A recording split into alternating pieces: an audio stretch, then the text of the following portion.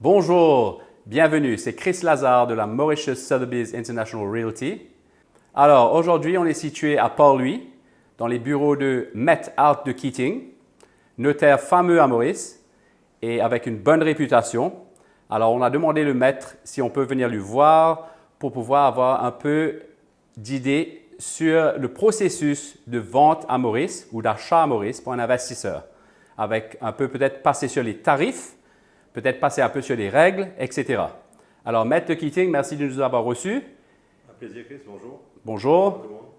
Et si vous pouvez répondre aux questions, donnez-nous un peu le processus de l'achat d'achèvement VFA à Maurice ou de l'achat de revente à Maurice. Alors, Chris, bonne question.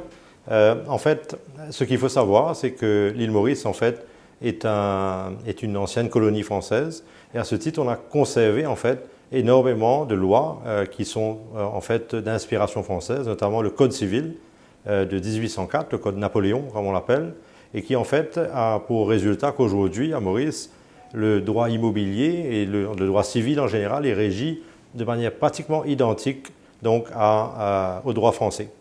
Ce qui fait que pour, par exemple, des acquéreurs français, c'est extrêmement facile de se retrouver, en fait, dans notre système mauricien, puisqu'on a dans le cadre des ventes sur plan, donc le mécanisme de la vente en l'état futur d'achèvement, qui est le même que celui qui est applicable en France, c'est-à-dire qu'on a en fait donc un contrat qui est précédé d'une période d'avant-contrat, où un acquéreur intéressé par un projet va signer un contrat de réservation préliminaire.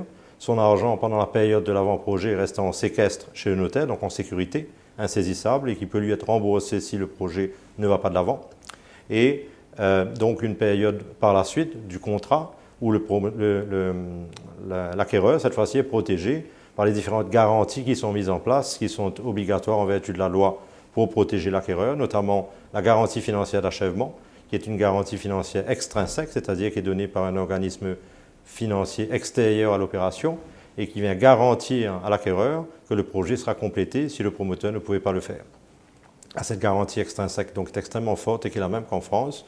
Nous avons aussi les autres garanties applicables en France, notamment la garantie décennale, c'est-à-dire qu'en cas de vice caché affectant l'immeuble dans sa solidité ou sa structure, le promoteur est tenu de réparer les désordres qui sont éventuellement causés. Et il y a une couverture d'assurance également qui doit être prise, l'équivalent d'une assurance dommage-ouvrage, qui est prise par le constructeur et le promoteur pour garantir l'acquéreur de la réalisation de ces travaux de réparation si jamais il fallait les faire. Donc de 10 ans sur le gros œuvre et de 2 ans sur le menus ouvrages. Donc comme en France, l'acquéreur à l'île Maurice est extrêmement bien protégé dans le cadre de cette acquisition sur plan. On a par ailleurs aussi les acquisitions dans le domaine de l'ancien, c'est-à-dire un bien qu'on achèterait en seconde main. En règle générale, quand il s'agit d'une vente à des étrangers, comme il faut toujours une autorisation d'acquérir des autorités, il y a un avant-contrat qui est systématiquement mis en place avec conditions suspensives d'obtention de cette autorisation d'acquérir. Et à la passation de la vente, comme c'est une vente plus simple, les sous sont payés, il devient propriétaire. Et comme dans la VFA, dans le cas d'une vente directe simple de vente de biens seconde main ou anciens, il y a la publication, la conservation des hypothèques, où le bien est, et le registrar conservateur des hypothèques s'assure de la publicité foncière du titre de propriété de l'acquéreur. En ce qui s'agit des frais, etc., il y a quelques cas exceptionnels de taxes, mais en règle générale, chaque acquéreur doit s'acquitter d'une taxe montant 5% du prix d'acquisition du bien. À préciser que quand il revendra le bien, il y aura aussi une taxe de 5% du prix de vente dont il devra s'acquitter.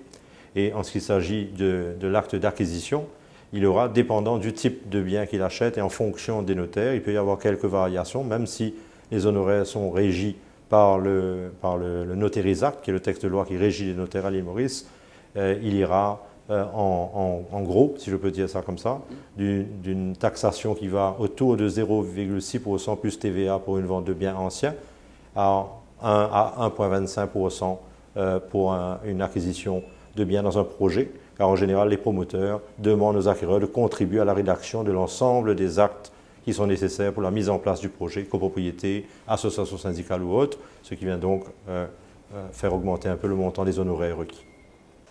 Alors, je vous remercie infiniment, Maître de Keating. Je pense que c'était très informatif. Et si vous voulez nous trouver, vous pouvez nous trouver sur le www.sir.mu pour plus d'informations. Merci. À bientôt.